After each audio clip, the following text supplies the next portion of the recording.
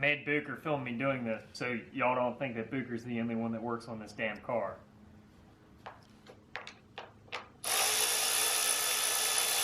Even though Booker's generally the only one that works on this damn car.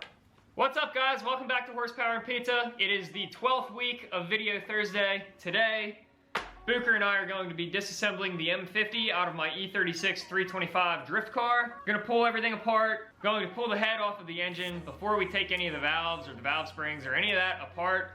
I am actually going to take the head to work this week to see how warped it is. Booker and I realized that if I do have to cut the head, we also need to cut the valve seats and grind the valves, which I do not have access to machines to do that. My options are going to be pick up a head that is already machined from one of our friends, Lorenzo, who I purchased the car from, which is the most likely scenario, or I can pay way more than I have into the car and all of the parts so far to get this head machined. Basically, if this head is not warped or nearly as warped as I expect it to be, I'm going to bolt it back together with new gaskets in it and full send.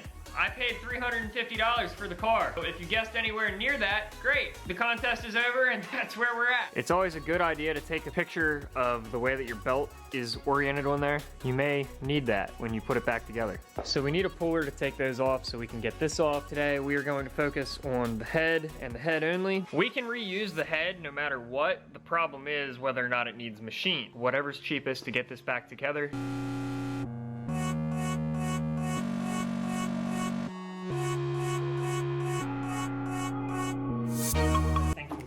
Hey, there we go. Ooh, that's got forbidden peanut butter all up inside of it. Yeah, that head gasket's trashed. This is not the head gasket. This right here tells us that that is indeed trashed. Valve train's pretty clean though. Everything up here to get the camshafts out, because they put some head bolts in where we can get to them now. They also put some in underneath those camshafts.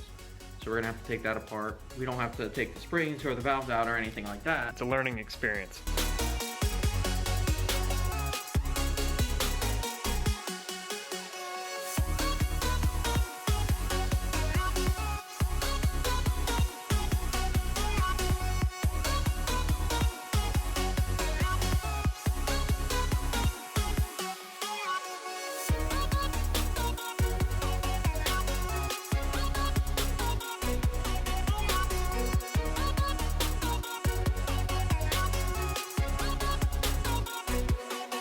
So when Booker puts this ratchet on the crank pulley, you can hear her. Listen very closely.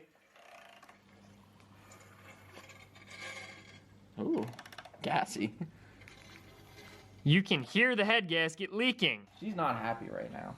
I'd just like to put that out there. Went to AutoZone, bought this puller. Now I'm gonna try and pull this. Booker blew a rat hose off of the Cummins, I believe. So Booker's outside playing with that. Well, of course I stopped the camera and then scared the shit out of myself when I did finally get this to pop off of there, but it's off of there now. Okay, now that we He-Maned end of the crank off with the big boy impact. It's one thing after the other, so we're taking the oil pan off now because that also holds the bottom of the timing cover on the front of the engine. But once we break the timing out, we can indeed take the head bolts out and take the head off of this. It's kind of a puzzle to get everything apart. Bottom end is actually fairly clean from what we can see. I would like to mess with this as little as possible. I really just want to wear the head gasket in it and retime it, throw a new water pump on it, and just be able to drive the car. Fingers crossed, that's all that needs done. As confident with this as I am. Yeah, I think it's coming apart pretty nice. I've never done one of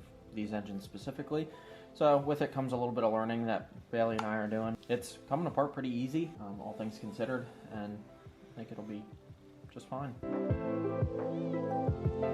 I've never worked on a Vanos engine before. Vanos is BMW's variable valve timing system. We ended up pulling the entire camshaft, and we're gonna have to pull this one as well. Pulled this one, pulled the sprocket off of the end of this timing sprocket so we could pull the front chain and that whole assembly off so we could get to, there's 3 bolts down underneath all of that hold on the front timing cover.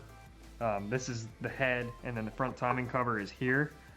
but there's bolts down through here and one down through the back of this is where the thermostat housing bolts on, but it bolts into here down through that. That's kind of a complicated mess of things to get to. Like I said, somebody that has worked on an engine like this before, or any Vanos engine for the most part, I would imagine, is probably pretty similar, but this is all a learning experience for us. So please save the hate in the comments section. If you have anything helpful to add to that to help us out, I'd appreciate hearing it, but as of right now, Booker and I are just learning. A lot to learn and something different to learn. Making headway, finally. Bailey was describing there's a gear set that sits on the front of this cam, and it kind of daisy chains the two cams together. So we do have that apart right over here. This chain here connects to the sprocket on the other cam, keeps them tied together.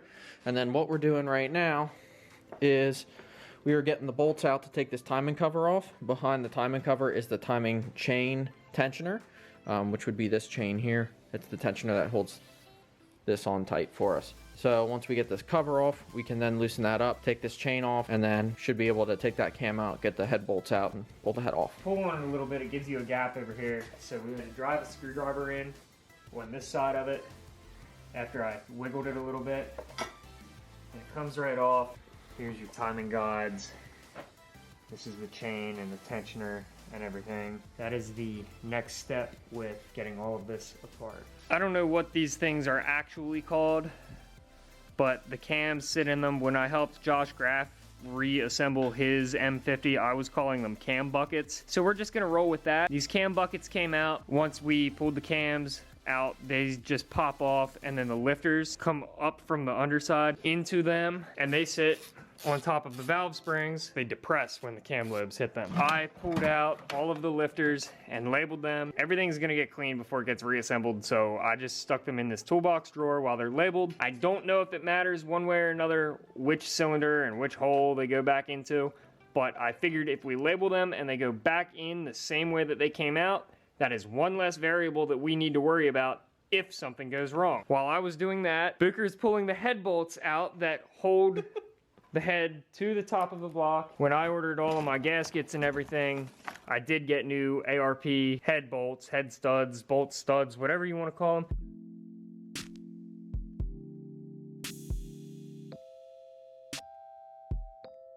So I will take the head with me to work this week to see if the bottom side of that is flat. Oh, it's cracked right here. Yeah. And that sounds about where we could hear it leaking from. So this is the junk head gasket. And that'll do it.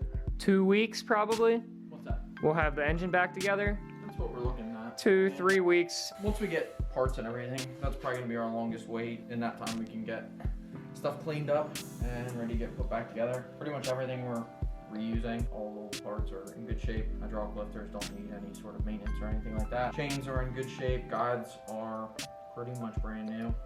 Looks like they've been done before. We can pretty much reuse everything other than obviously gaskets. Once Bailey figures out what to do with the head, we can move forward from there. But I think we're gonna call it there for today.